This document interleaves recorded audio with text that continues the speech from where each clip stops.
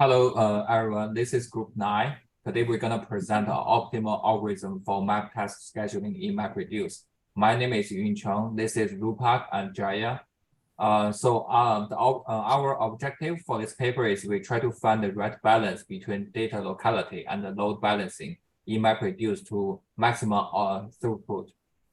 Therefore, we present a new Turing architecture and a map task scheduling algorithm by joining the shortest query policy together with the max wait policy.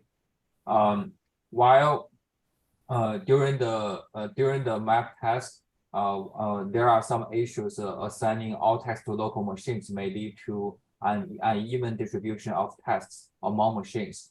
So some machines may be heavily congested, while others may be idle. Here we are gonna introduce our system model. So for the system model, we assume that there are a random number of map tasks. Tasks can be classified into types and assume each data chunk is replicated and placed at 3 different machines. So each tag is associated with 3 local machines, and at each machine, the service time of tasks follow geometric distribution, and the tasks are non-primitive. And we also assume the average service time of local tasks is less than the remote task. So now the Rupa gonna introduce more about the algorithm design. Okay, thank you, Yuncheng.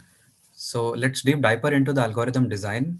So as Yuncheng mentioned, there is one master which maintains a queue for every machine, and also it maintains a common queue for all the machines. So the master does the algorithm in two parts. One is routing, the second is scheduling. So the first part of the algorithm happens like this. Let's say a task arrives the master. Master figures out the three machines local to the task.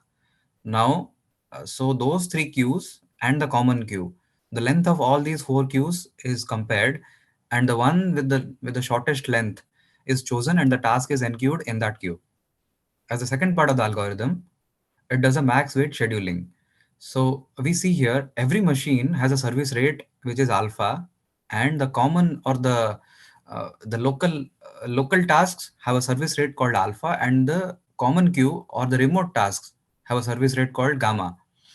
So alpha multiplied by the queue length, which is the QMT, gives us the weight for that queue, and gamma multiplied by the common queue gives us the weight for the common queue.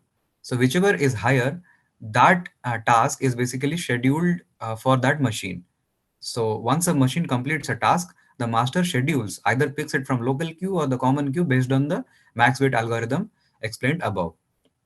Also, the tie breaking is random in this case, and this algorithm was the first non-preemptive algorithm, non-preemptive scheduling algorithm, and so there were other algorithms existing and used in the data centers, but they all were preemptive. That basically means that if a task is running and a higher priority task comes, then the lower priority task can be actually removed, and the state can be saved, and the high priority tasks can start processing.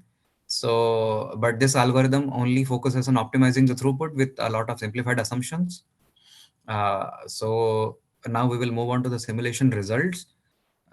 Jaya will take over. Next, let's observe the simulation results. The paper compares the throughput performance of the proposed algorithm with the Nayr-Fisher algorithm. In the left side figures, we keep track of the number of concurrent jobs in the system with respect to each time slot. As we can see that our algorithm is almost constantly while the Nayr-Fisher algorithm is increasing. To get the exact details, in the next graph, we can clearly observe that the Nayr-Fisher algorithm could only handle until 390, while the proposed algorithm could handle until 670. From which we can conclude that the throughput of our proposed algorithm is increased by more than 80% compared to the other. For the small arrival rates, the proposed algorithm roughly halves the average job and task delays also. So this concludes our algorithm and the simulation results. Okay, now that we have gone through the algorithm explained in the paper, some highlights about the algorithm. So it was the first non-preemptive scheduling algorithm. and it influenced a lot of other research that happened in this area. And also compared to naive fair share algorithm, it performed better, even though it needed a lot of real-time world data and work. But this was a first of its kind, and it influenced the data center technologies and scheduling algorithms for that to follow. Thank you.